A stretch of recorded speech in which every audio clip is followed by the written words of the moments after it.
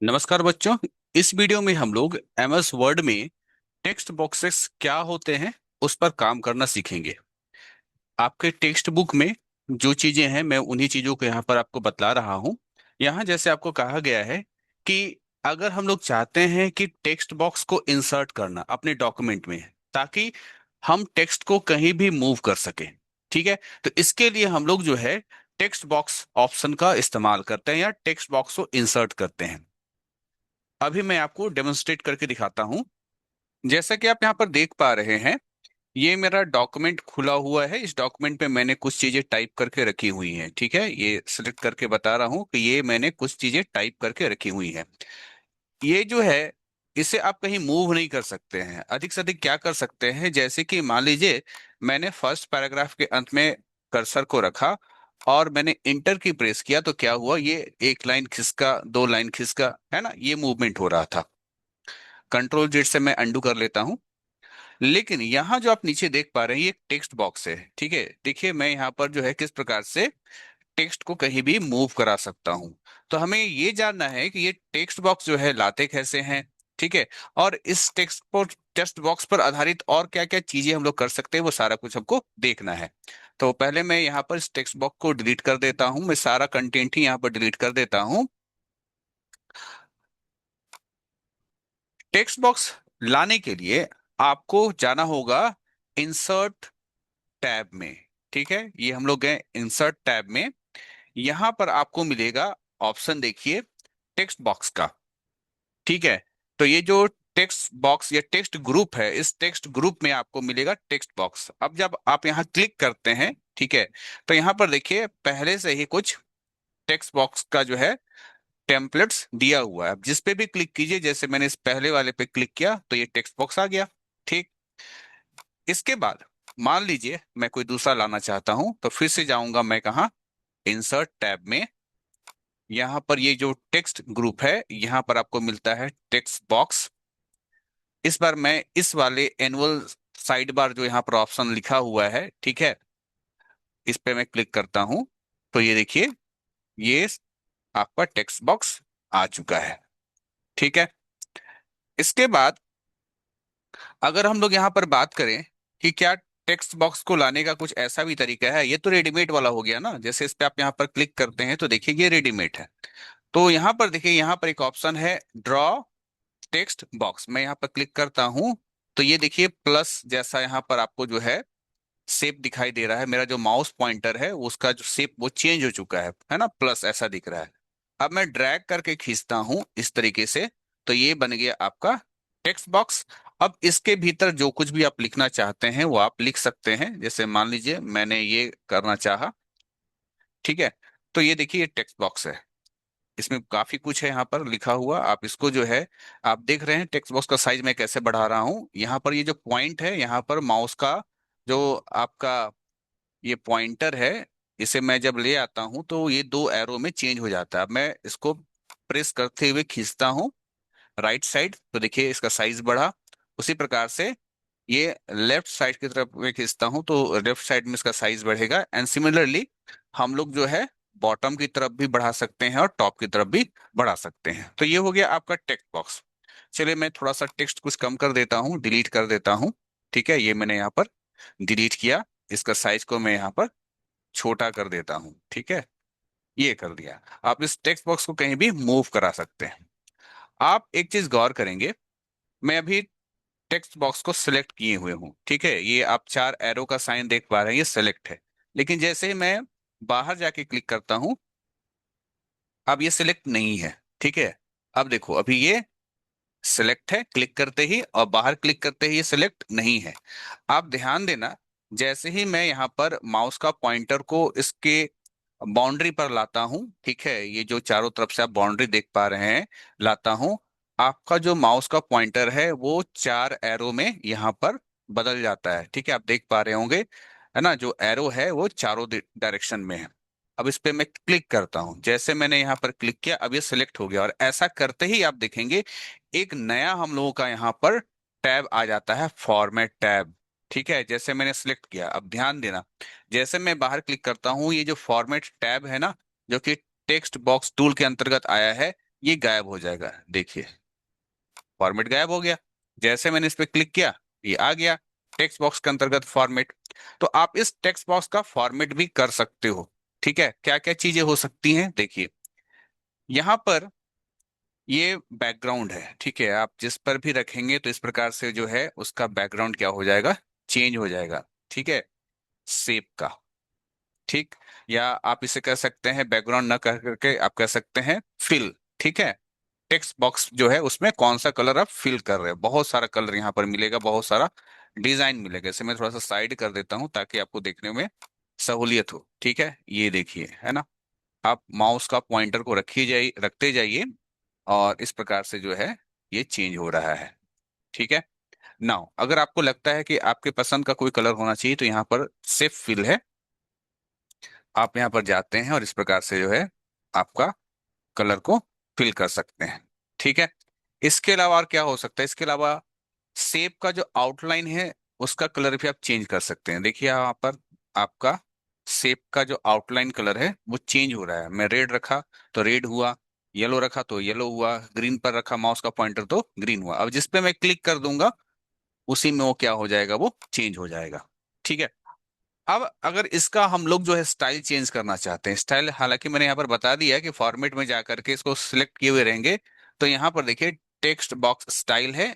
ठीक है, ये मैंने अभी आपको बता दिया था। ठीक है, आपको एज पर बुक बता रहा हूँ कि बुक में बताया गया है कि आपको जो है बताना क्या है, चेंज टेक्स्ट बॉक्स स्टाइल। तो मैंने यहाँ पर टेक्स्ट बॉक्स का स्टाइल यहाँ पर आपको बता दिया। यहाँ पर लाइव प्रीव्यू बता रहा है, जैसे जैसे मैं पॉइंटर रख रहा हूँ माउस का तो यहाँ पर जो है लाइव प्रीव्यू आप बगल में यहाँ पर देख पा रहे हैं। ठीक है, और जिस पर मैं क्लिक करूंगा वो अप्लाई हो जाएगा।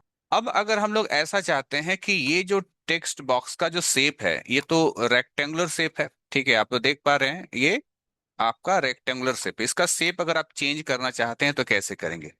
ठीक है, तो इसके लिए आप जाएंगे यहाँ पर चेंज शेप, है ना, यहाँ पर माउस का पॉइंटर देखिए, यहाँ पर क्लिक करेंगे और यहाँ पर बहुत सारा जो है यहाँ पर शेप है, जैसे कुछ बेसिक शेप है, ब्लॉक एरो है, फ्लो चार्ट है। ठीक है, चलिए मान लीजिए हम लोग यहाँ पर जो है कौन सा अप्लाई करें, हम लोग ये राउंडेड। ठीक है, राउंडेड रेक्टेंगल, इस पे मैं क्लिक करता हूं तो देखिए ये शेप चेंज हो गया। ठीक है, इसी प्रकार से और पर भी अप्लाई कर सकते हैं, दूसरे पे भी अप्लाई कर सकते हैं। मान लीजिए हम लोग इस पे अप्लाई करते हैं तो देखिए यहाँ पर शेप चेंज हो गया। तो इस प्रकार से आप टेक्स्ट बॉक्स का जो है शेप भी चेंज कर सकते हैं। टेक्स्ट बॉक्स को मूव करना, ठीक है, तो अभी मैंने आपको बताया ही था कि ये जो है माउस का जो पॉइंटर है इसे जैसे ही आप जो है इसके बाउंड्री पर लाते हैं इसका शेप चेंज हो गया। आप प्रेस करके रखे रहिए माउस का लेफ्ट बटन और ड्रैग कीजिए, जहां ले जाना है वहां ले जा करके इसको छोड़ दीजिए। तो इस प्रकार से जो है आपका, आप इस प्रकार से टेक्स्ट बॉक्स को मूव करा सकते हैं। नाउ टेक्स्ट बॉक्स के बाद अब हम लोग यहाँ पर सीखने वाले हैं वर्किंग विथ शेप्स। ठीक है, वर्किंग विथ शेप्स, अभी हमने कुछ देर पहले शेप्स देखा था। ठीक है, लेकिन वो हम लोगों ने पढ़ा टेक्स्ट बॉक्स के अंतर्गत। अब हम लोग यहाँ पर डायरेक्टली शेप के बारे में पढ़ेंगे। ठीक है, तो तरह तरह का शेप जो है वो हम लोग डाल सकते हैं अपने डॉक्यूमेंट में। कहाँ से आप इंसर्ट करेंगे शेप, तो ये भी आपको इंसर्ट टैब में ही मिलेगा। ठीक है, यहीं से आप लोगों ने अभी कुछ देर पहले टेक्स्ट बॉक्स आपने यहाँ पर इंसर्ट किया था, ड्रॉ भी किया था, यहीं पर आपको मिलेगा यहाँ पर इंसर्ट शेप्स। तो ये देखिए यहाँ पर जो है इलस्ट्रेशन नाम का ये जो ग्रुप देख पा रहे हैं जिसके अंतर्गत picture, clip art, shapes, smart art और चार्ट लिखा हुआ है, यहाँ से आप जो है शेप्स पर यहाँ पर क्लिक करेंगे। ये छोटा सा देखिए ट्राइंगल यहाँ पर है, जैसे हमने यहाँ पर क्लिक किया ये खुला।